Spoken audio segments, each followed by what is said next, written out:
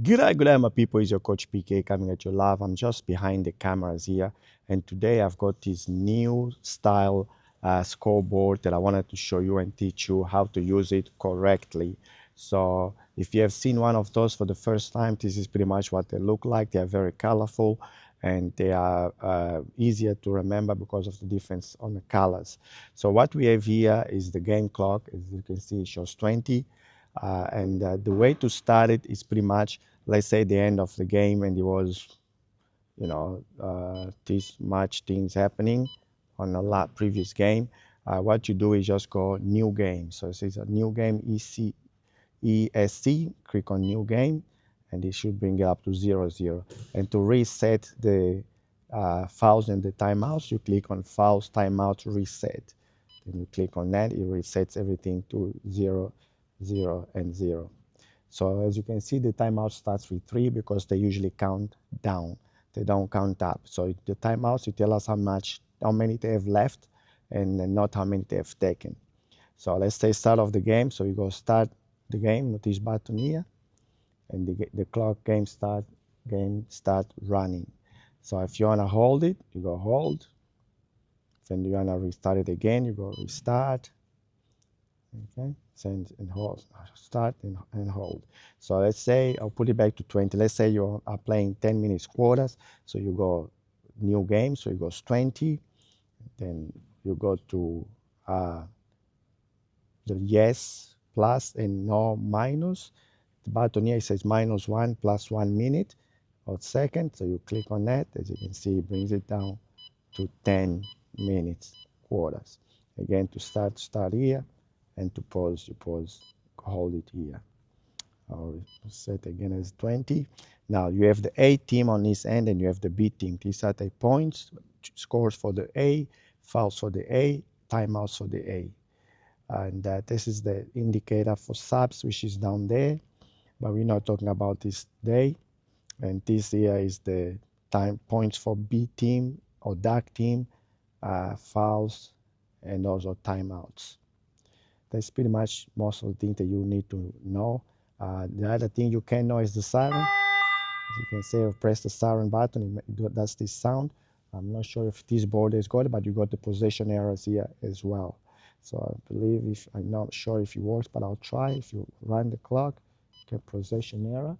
So it shows you here the possession error. If you click possession error, it shows the other way on the monitor here. Nothing on the scoreboard, but on the monitor, it shows you possession error left or possession error right, as you can see here. Okay, so hold again the game. Let's say you make a mistake, you score 2 points here, then when meant to be there, see the minus error. So the last thing you click, you go minus error, and the minus is all back to wherever you wanted to. Same with the timeouts. You put the timeout on the wrong team, you can minus it. You put the foul, let's say, on the wrong team, you can minus it. So it minus the last thing you put on. So this is pretty much all. And to reset all back to 0, you press that.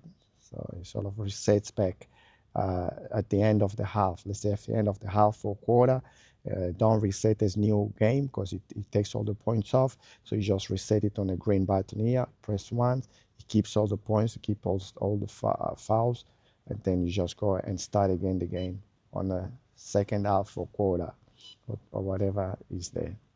So this is the power off. You press that button, it turns the whole thing off. Left to be on hold. That's power down, all off.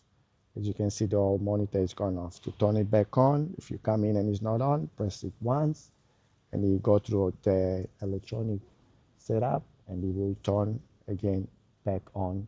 And also on the board, it's all back on. I think I went through all the single monitors here, buttons here, except this last one here. Again, this one is just a timeout. Start the count of the timeout. Say if there's a timeout, it goes counts 1 minute, 60 seconds down to tell you that by the time it's 10 seconds to go, you know that the timeout's nearly over. Then just hold.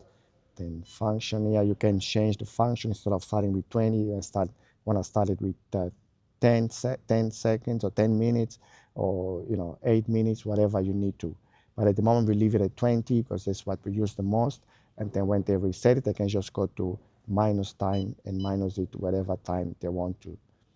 So that's pretty much it. I hope you enjoyed this tutorial. And if you have, give me a thumbs up, and also watch this video over here because it will show you the old style scoreboard that we used to have. We still have most of the clubs still use them. Therefore, you should learn that one as well before you get to this one that is in front of me now. And again, if you haven't done so yet, click on the button in the middle here on my face, click on the subscribe button and click on the notification bell so you don't miss my very next video. Until then, bye for now.